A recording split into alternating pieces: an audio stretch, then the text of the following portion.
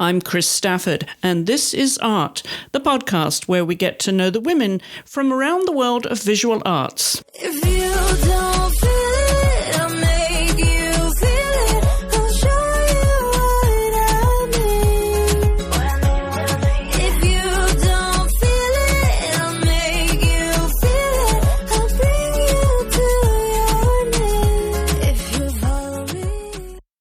My guest this week is Poppy Balser, a Canadian painter of maritime life and seascapes, centred around the Bay of Fundy in Nova Scotia.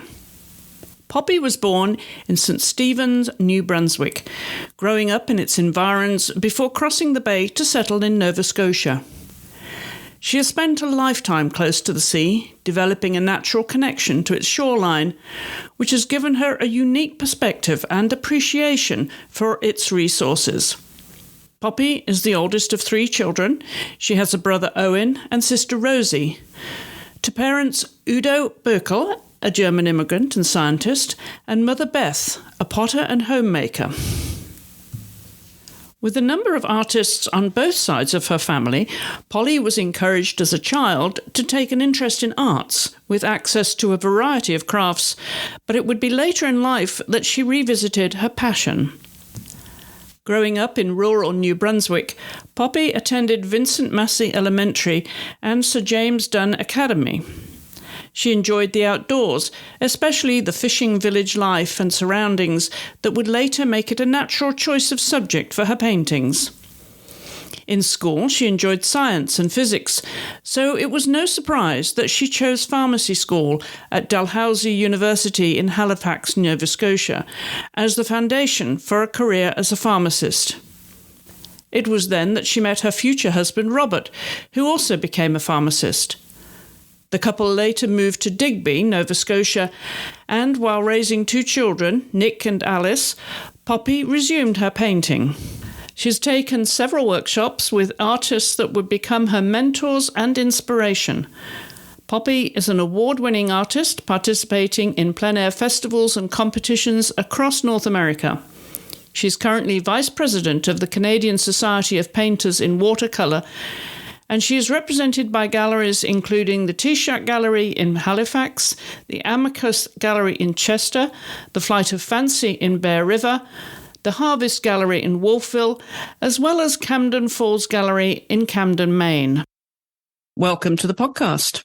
Hi, I'm glad to be here.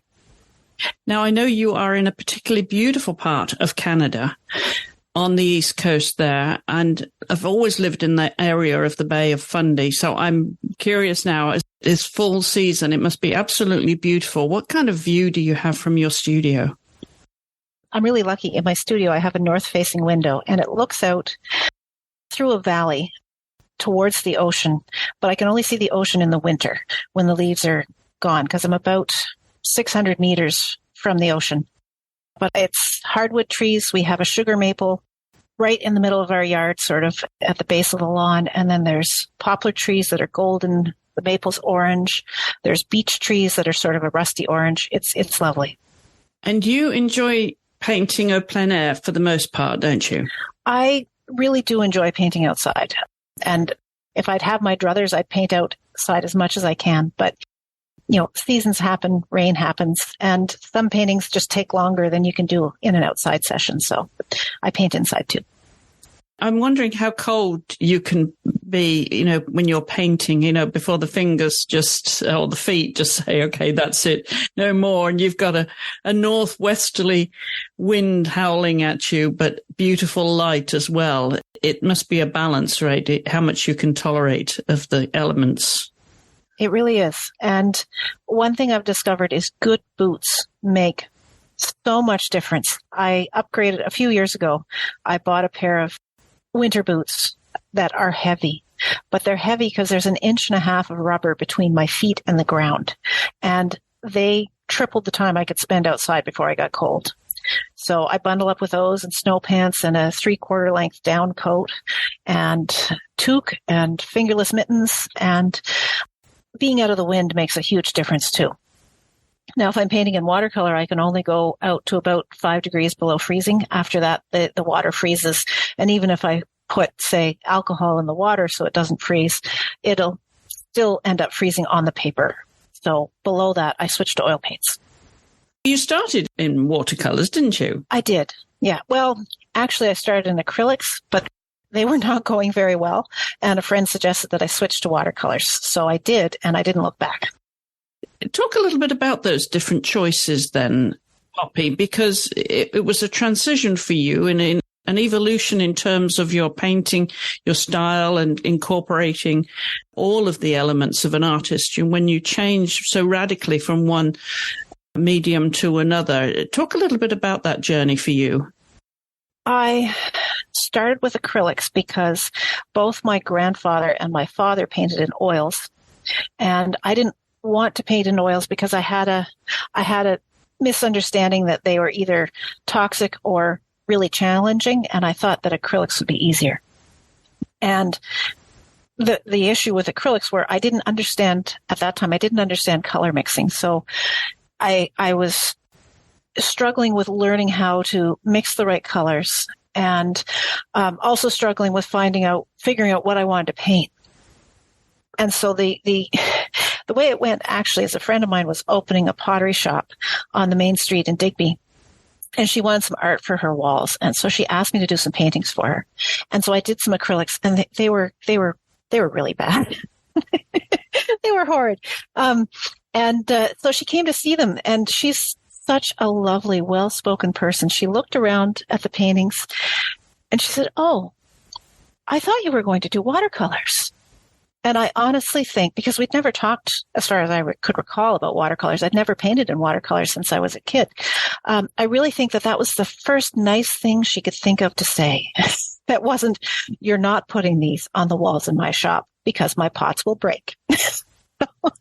So, regardless of why she said what she did, I said, okay, I can try watercolors. And I was about 6 months pregnant at the time with my first child and couldn't go to the city. So I called up the art supply store for the Nova Scotia College of Art and Design in Halifax and asked them to mail me some brushes and some paints based on a couple of the issues of watercolor artists that were at the library in Digby.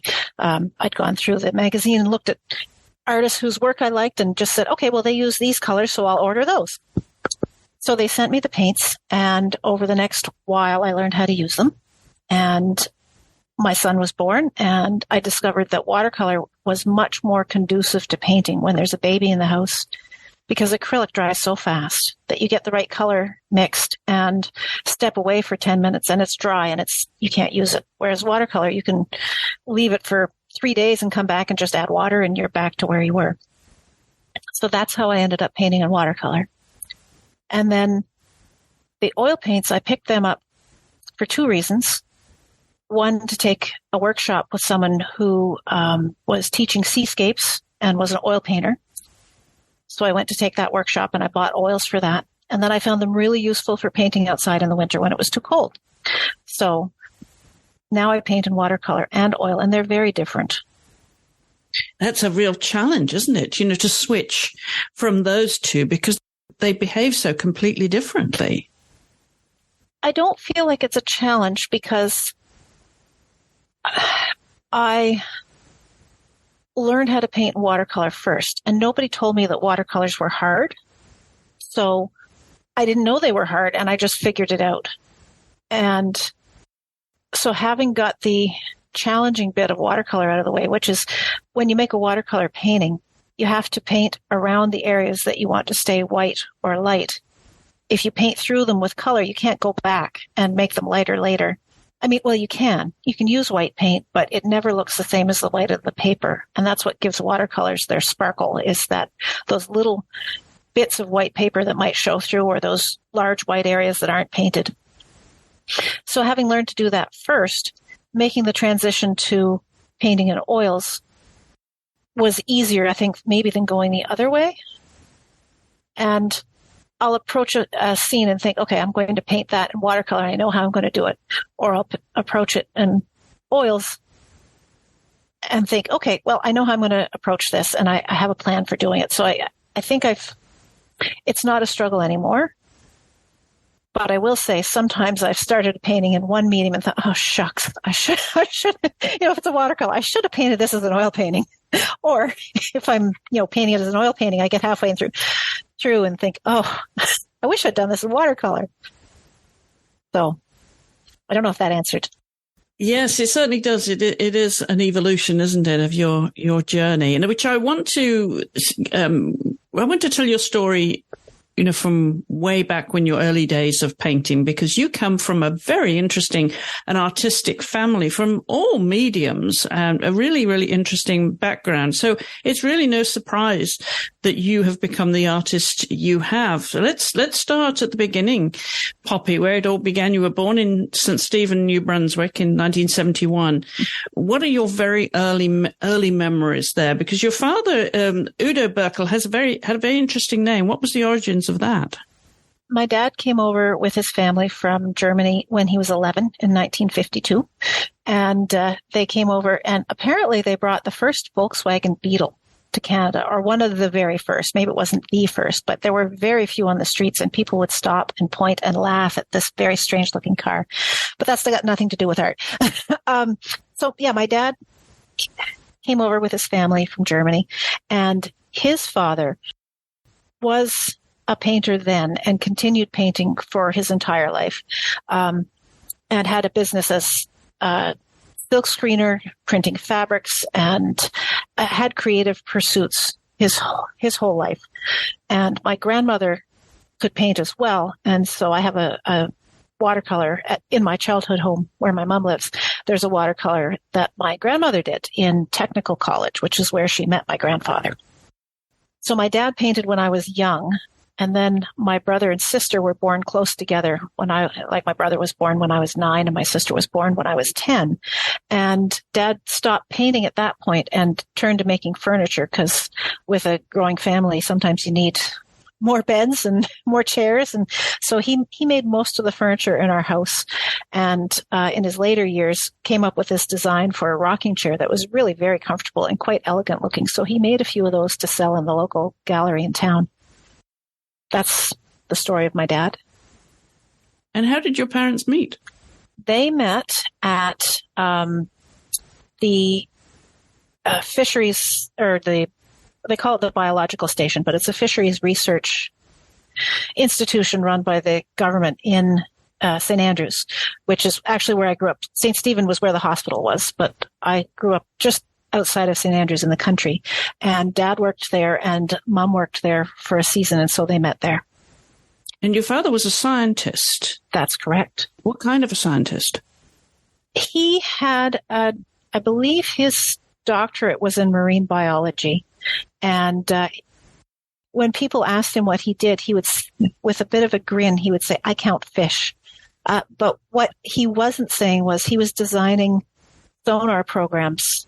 He was programming the computers to calculate or to interpret sonar responses to estimate the number of fish in a school of herring based on the sound that was bouncing back off the school. Oh, interesting. And what did they do with that data? They used it to estimate the herring stocks and set the quotas. It set the quotas too. Yeah. Your mum, Beth, she was a homemaker, but also a potter too. So what was her background? What's her family background? She grew up, her family lived part of the time, a few years in Calgary and a few years in St. Andrews. And she went to school, and I can't remember exactly the details, but when she met my dad, she was a summer student at the biological station. And then they ended up getting married, and she took up teaching pottery because she'd always been interested in it. And she ended up teaching pottery at the local arts center in town for years, like until after I'd gone to college. Every winter she would be their pottery instructor. So, and she did her own pottery at home as well. She had a pottery studio in one of the rooms of the house. And for years there was clay encrusted to the receiver of the telephone from where the phone would ring, and she'd, have clay on her hands, and she could either, answer the phone or not answer the phone. So yeah, that's something I remember. So you had access to all these different crafts and mediums, and that must have been very encouraging. I'd imagine your parents encouraged you all to take part in, and take up a craft or an art form. What was the first things that you did? Do you remember? I remember always having stuff to make things with.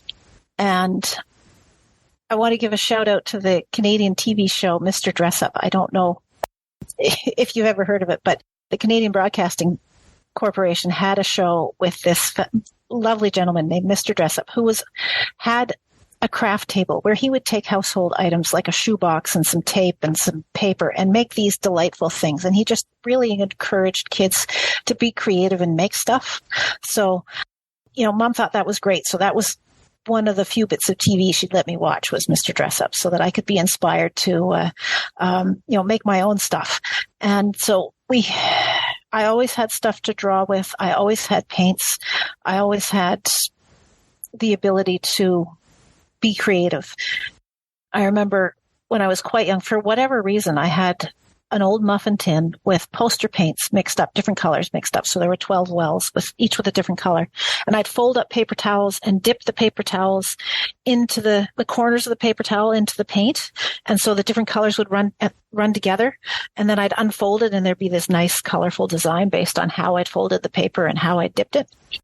And later, Mom encouraged me to do that with silk and silk dyes. So I made silk scarves for a few years when I was in high school doing that. So they always supported me in creative endeavors. But as well as encouraging, also leave your mind alone so that you could, style your own journey, so to speak, in art. Yeah, they did. I grew up in a time, I sound old now. I grew up in a time that's really different from now. I mean, we were allowed to roam outside. In fact, when the weather was good or even when the weather wasn't good, kids belonged outside. So, I'd go out for hours and amuse myself outside, whether it was building something or, whatever. And yeah, we were given time to be bored and to explore and no sort of external entertainment or input. When I was a kid, the TV broke and they didn't fix it for, it seemed like years. It might have been a year. I don't know how long it was exactly, but there was a long spell where there was no TV at all. And, that was probably good for me because I had to find ways to entertain myself. So would you have considered yourself an indoor or an outdoor child? Oh, outdoor. Yeah. It seems outdoors obviously was an environment that you found the inspiration, obviously, for your artwork now. But it was a very natural environment for you, too, in all weathers, it seems, because living there in Nova Scotia, you did really have extreme elements all year round. Yeah. We have the 4 seasons. Summers are, living by the water. I grew up actually in New Brunswick, which is across the Bay of Fundy from where I am now. But living by the water, the temperatures moderated a bit, but we would have warm summers, not hot summers, but warm summers, nice springs. Fall was beautiful. Winter was cold, but it wouldn't be any colder than, in Celsius, minus 10 to 15 would be sort of average. So, I'd get bundled up in my snowsuit and my clothes and go out to play because my brother and sister were napping. There was no way I was welcome in the house while they were asleep, sort of thing. But we were always encouraged to spend time outside because that's how we got physical activity. That's how we were able to, use our imagination and just develop by being in the natural world.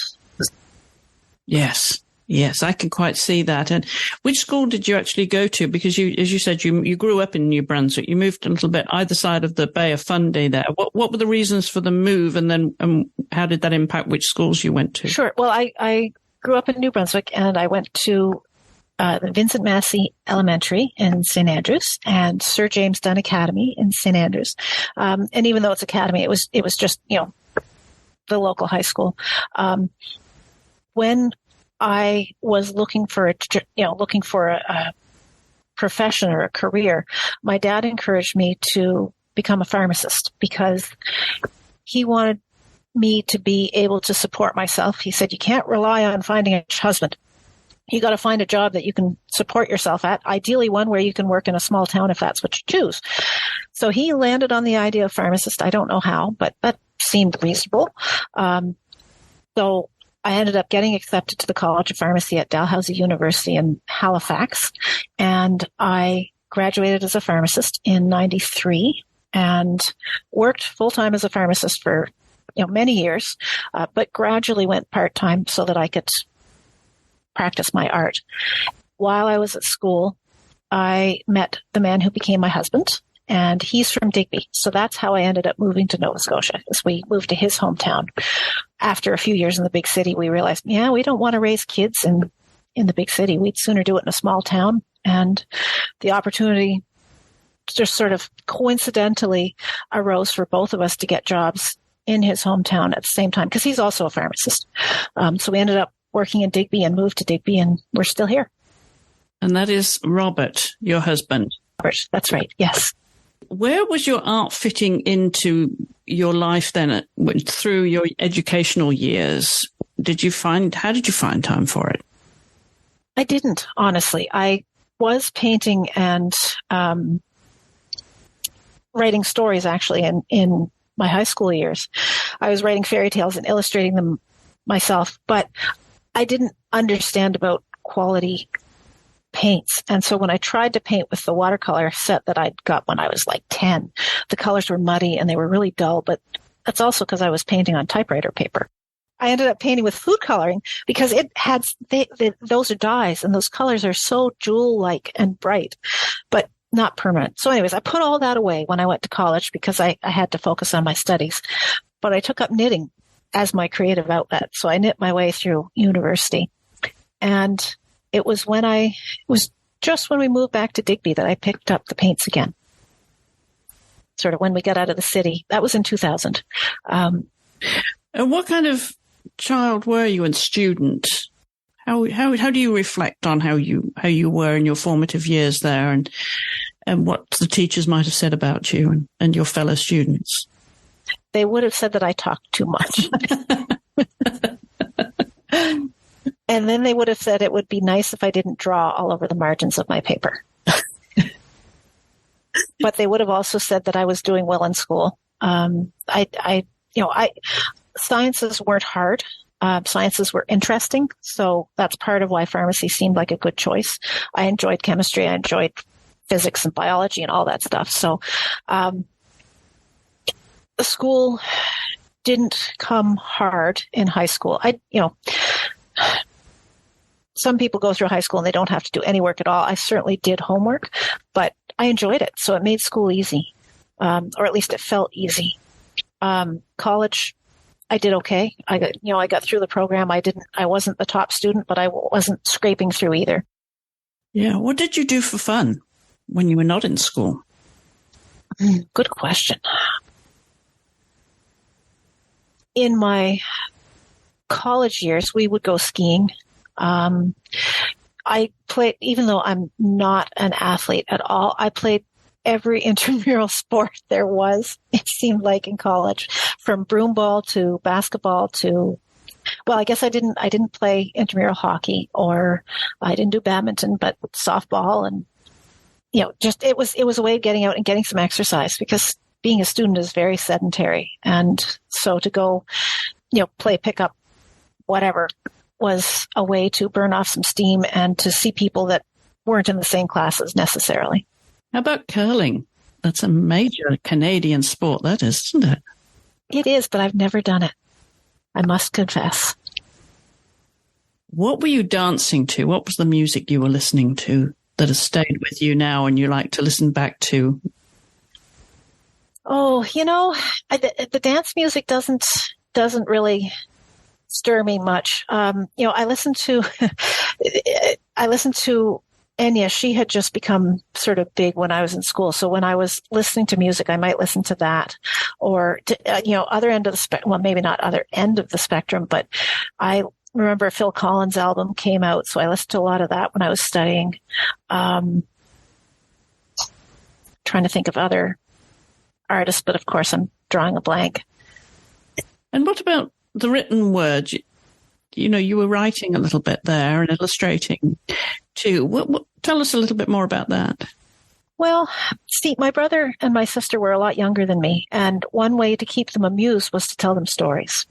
So I would make up stories similar to what I was reading, and I read a lot of science fiction and fantasy stories, like sword and sorcery stuff. So I would make up stories similar to that, but a bit more childlike than maybe what I was reading for their benefit. So those were the sorts of stories that I would be writing. Halloween, then, was that your favorite time of the year that you could tell them, Halloween type stories, or then Christmas stories? Yeah, Christmas stories were a lot of fun. I don't think I ever did a Halloween story. That would have been fun though, but Christmas stories were fun. And now, where did the idea come of illustrating those stories, though? No idea. I don't know. I was interested in calligraphy, so it may have come from reading about the old illustrated manuscripts, and that's sort of what I was trying to do was, do the big fancy letter at the beginning of the paragraph and then have an illustrated panel in an sort of ornate style down the side of the page. So not so much not like children's books typically are, but a little bit different. But it never came to anything. Do you think it could do? Oh, it could, but that would take away from painting time. You illustrated the books too. It sounds like you have an imagination to tell stories. Is that something you did with your own children? Did you tell them a lot of stories? I read to them a lot, but I didn't tell them stories. And my sister was surprised by that.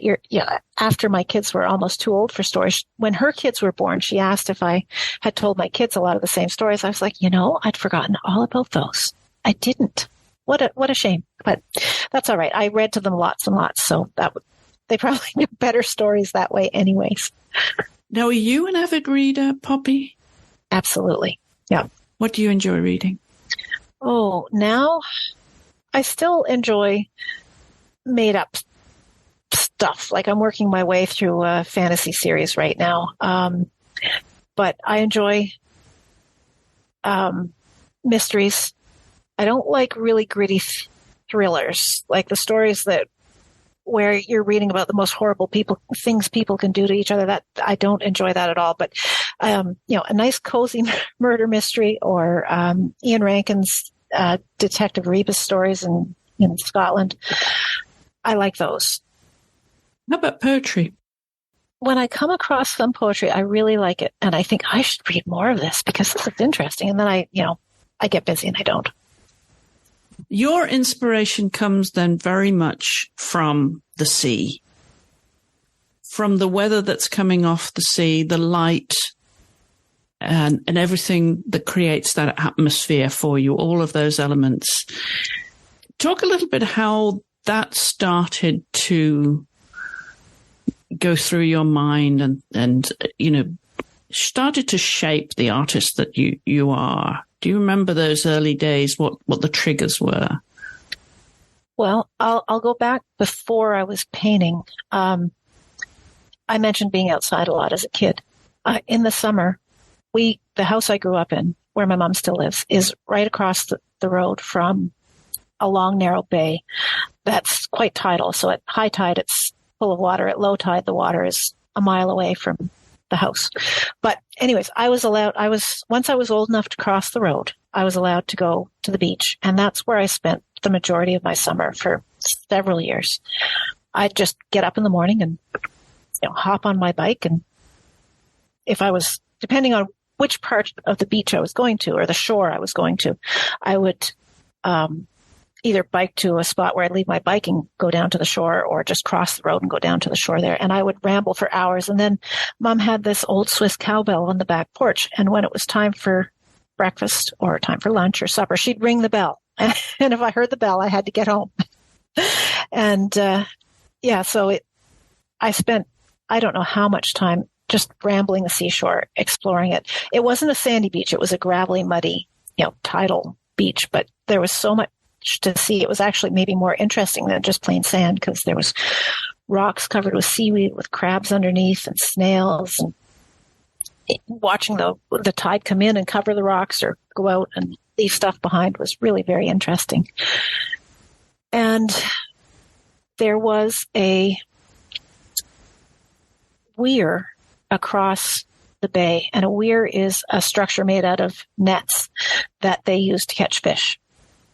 And there was this one in particular had been built to catch Atlantic salmon when they were returning. It was the long narrow bay was formed by a salmon stream that salmon would go up to spawn. So they put this net across to catch the salmon when they returned, so that they could be collected and their eggs harvested, and the local science place, the Atlantic Salmon Federation, could learn more about the salmon. So they had a contract with the fishermen. Every low tide, whether it was 3 p.m. or 3 a.m, he would go see what was in the weir.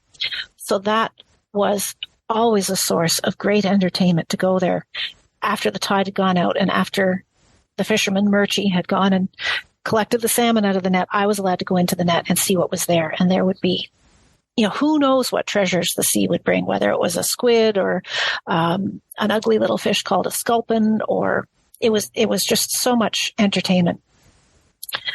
So I'm wrapping around to the question you asked, how did I get to be painting water?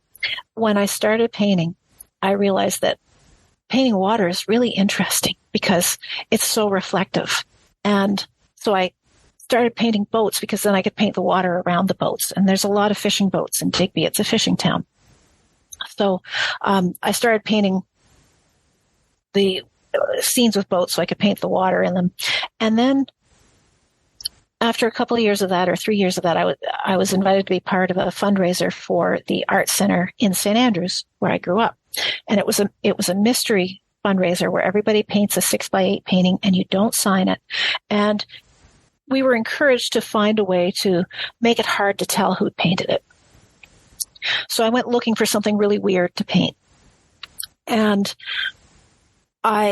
in my travels, sort of in the weeks before making the painting, I came across another fishing weir and took some pictures of it. I thought, if I painted a close-up of the weir, nobody would know what that was, and nobody would know who painted it. I want to paint that. And so maybe I should explain what's interesting about weirs is they're poles rising out of the water, like 30 or 40 feet high, with netting strung from pole to pole like a fence, but it goes down into the water. And so the poles are usually black because they've been submerged in water most of the time, and the netting is transparent or semi-transparent. And so between the effect of shadow and light on the netting, and whether you're looking at one layer of netting or several layers of netting where it sort of winds back on itself, it can make really intriguing picture possibilities. So that's, in my first picture, it was fairly simplified. But I got so many comments on that picture of a weir that I did. I thought, that was fun. That was really interesting. I'd like to do more of those. So I've painted quite a few weirs since then.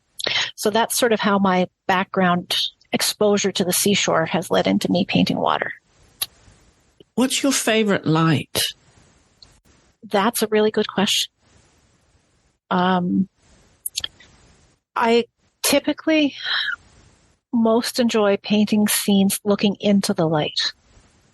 So you could call that backlit or contre-jour.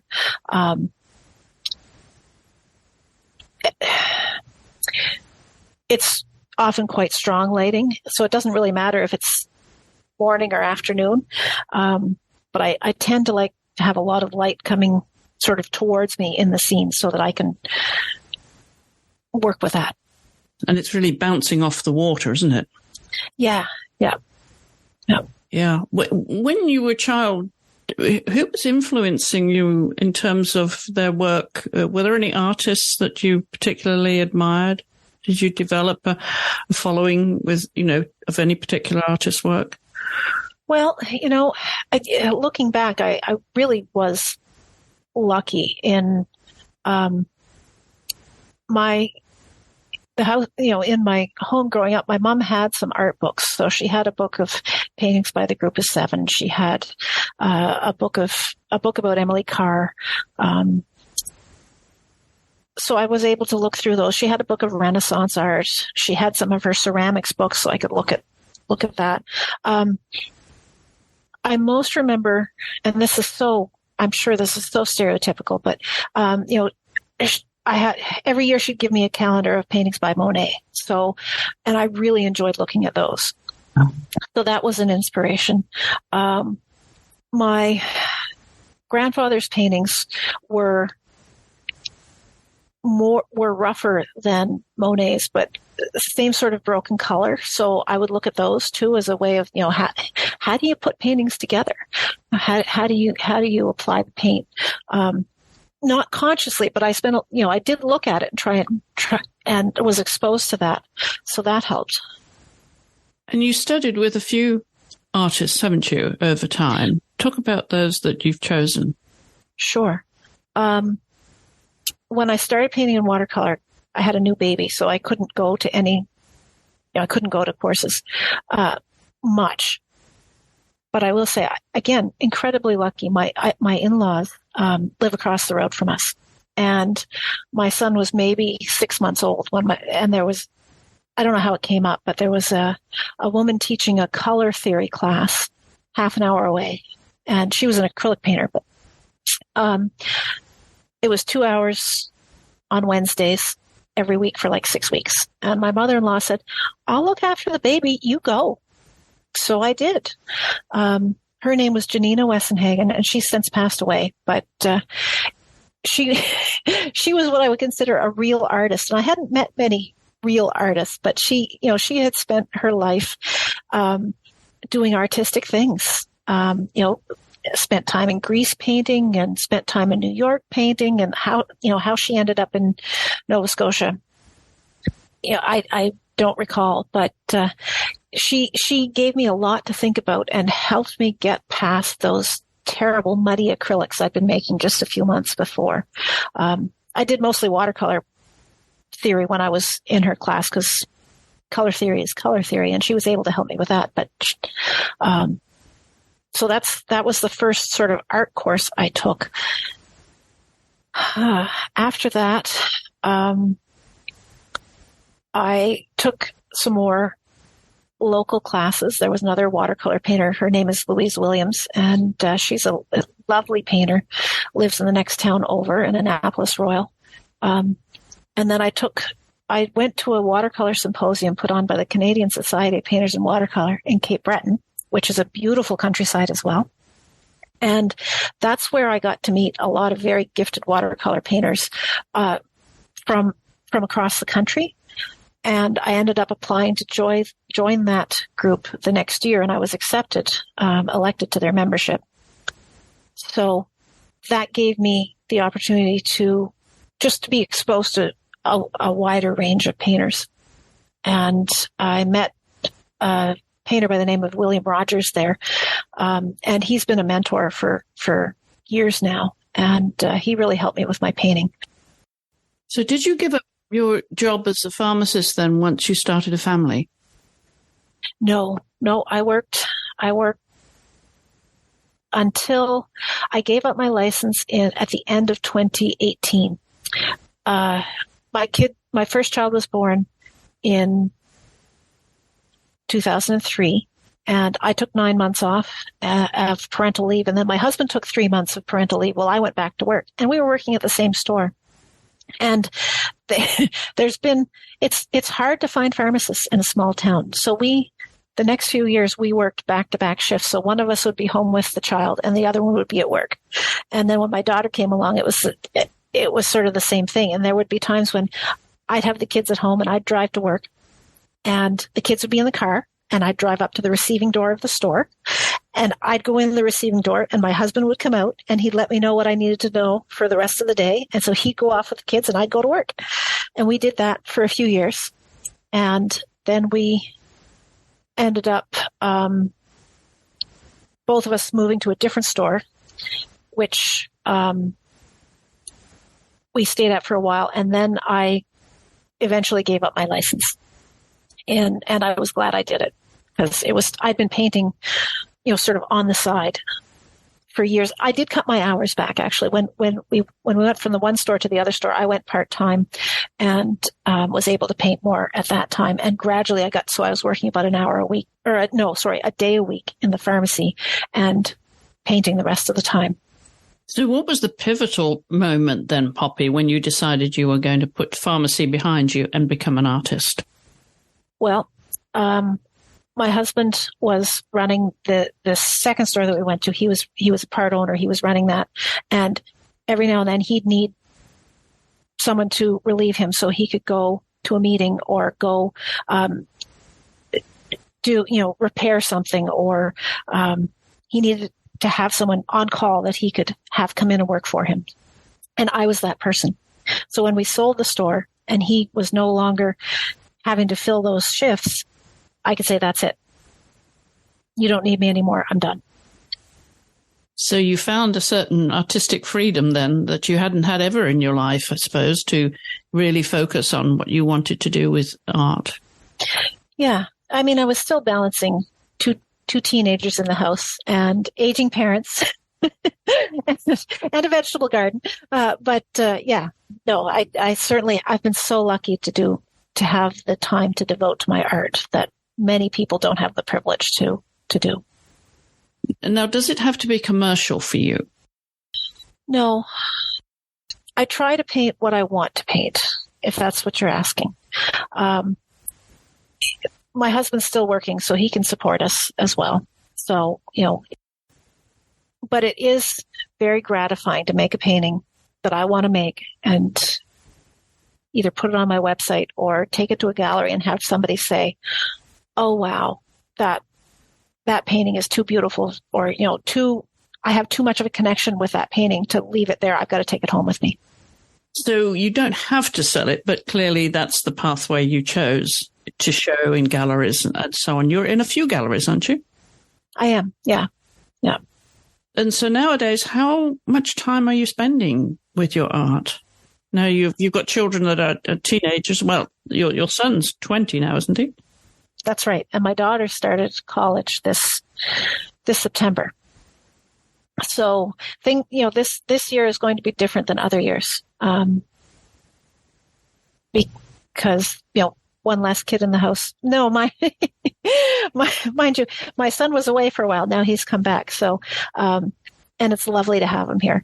But it is different having an adult child in the house instead of having children in the house. The demands on your time and the way you're involved in their life is quite different. So I will have, more freedom going forward than I ever had before. So will this mean that you can be virtually full-time then with your art? And is that what you want to do? You asked if it has to be commercial. It doesn't have to be commercial, but it helps that I'm selling my work. It certainly helps. And the work that goes into selling paintings and maintaining a website and relationships with galleries it's something that nobody knows about if they're not doing it, or most people don't know about if they're not doing it. If you're, you think, oh, how lovely to be a painter, just paint all the time. But you make the painting, and then you have to photograph the painting, and then you have to put it on your website, and you have to put it in your inventory system so that you know where it went when you're looking for it a year later. And there's, galleries and packing and all that stuff that I don't want to admit that it probably takes half the time I have available, but some weeks it really feels like I spend half my time managing being a painter and half my time being a painter, if that makes sense. Yes, it totally makes sense. We hear about that a lot. I'm wondering, do your children do art? Are they following in your footsteps at all, and their ancestors? No, that makes me sad. However, if they're listening to this, if they ever do listen to this, I hope someday if they feel the urge to pick up their, a creative endeavor, that they certainly do so. I don't know why. I partly fear that they do a drawing and then they look at what I do and they say, well, this isn't like Mom's, because and so I've gotten out my sketchbooks from when I was in grade 6 and said, look, okay, so this is what I did in grade 6. So, it's not fair for them to compare themselves, but sometimes I wonder if that's what's happening. And so I try to be very encouraging and make sure, we did lots of creative stuff together when they were little. And I hope if they feel the urge someday that they will take it up. What direction are they going right now? My son is an apprentice electrician, and my daughter is in first year of engineering. Like you, they may come back to it later in life. That's right. Yeah. Yeah. In terms of your artwork then, and the whole process of it, especially from conception to application, and then you've showing it ultimately and having it in exhibitions and galleries and finally being validated, so to speak, where is the most satisfaction for you? Oh, that's a good question. At the beginning, just getting into a gallery was a big thrill. And then becoming an elected member of the Canadian Society of Painters and Watercolor, that was a big thrill because I had to go through the whole portfolio review process. And so that was amazing that I applied and they said, yeah, your work's good enough. And I remember when the president of the society called to tell me I'd been elected, there was a thunderstorm. And the call dropped because of the thunderstorm. And he thought I'd been so excited that I hung up on him. It was a lightning strike. It wasn't me hanging up. Sometimes the thrill is just doing a really good painting and looking at it and thinking, wow, that turned out better than I thought it would.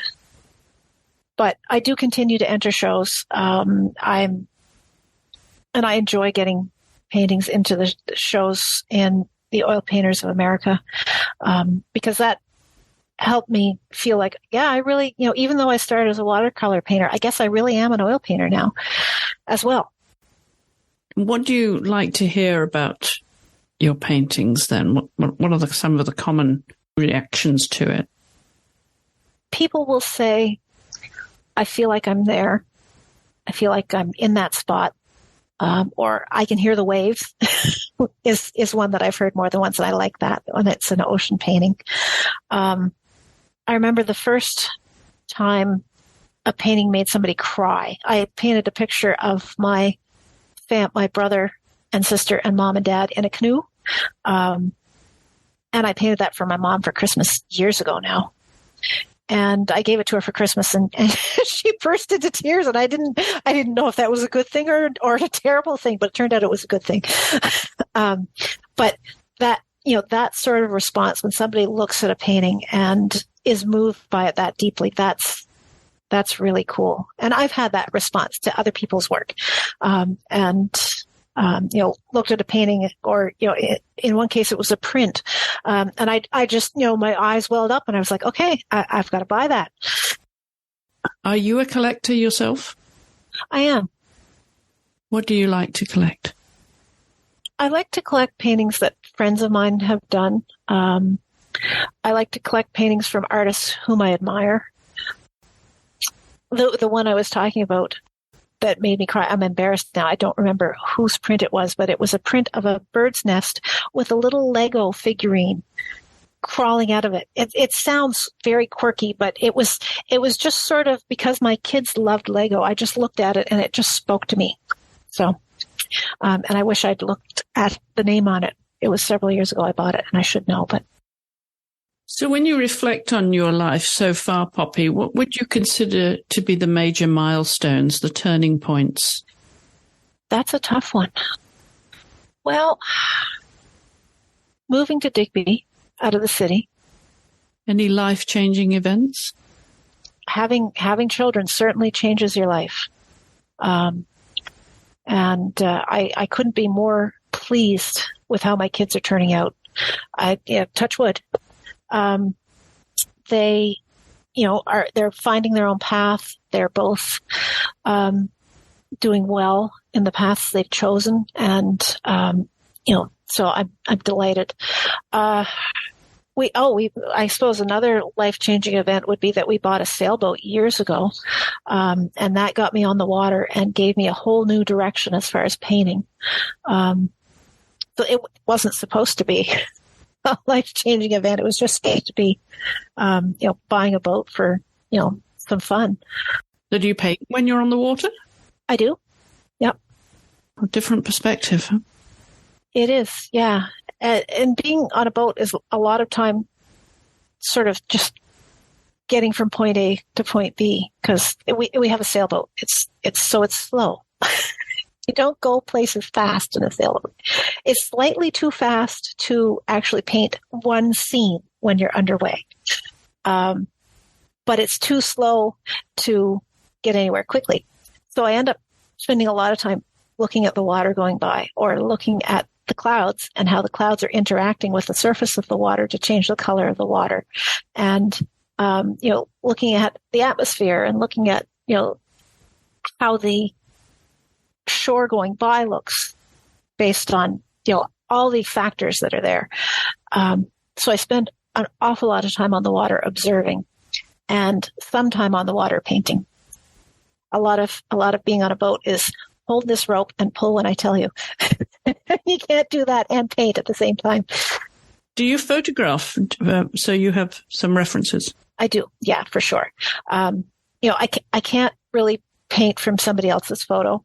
I have to have been in the spot and seen what I'm taking a picture of.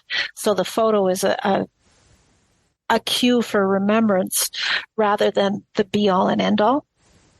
And I'm finding more and more, if I just, if I see something neat, it's like, oh, that's really cool. I want to paint that someday. And I stop and snap a picture and keep going. Even that won't speak to me. It's far more useful to spend some time sketching, or, even just taking it in for a while to make a painting from that scene. I don't know if what I said makes sense. Is your husband, Robert, is he your first critique? He would be my second critique. It has to get past me to get to him. Sometimes. I do certainly rely on his judgment. And there are times when I don't listen. When he says, oh no, that's that, he'll sit, have a reason why he's like, yeah, that one doesn't speak to me. And sometimes I'll override that, say, yeah, well, that's your opinion. I still like it. He says there are two types of paintings. There are paintings of boats, and there are bad paintings. And so you know where his bias is. He sounds like a sailor. Yes. And that's tongue in cheek. Very much so. I'll tell you one thing about sailors, though. When they look at paintings of boats, if the boat is wonky, they don't like it.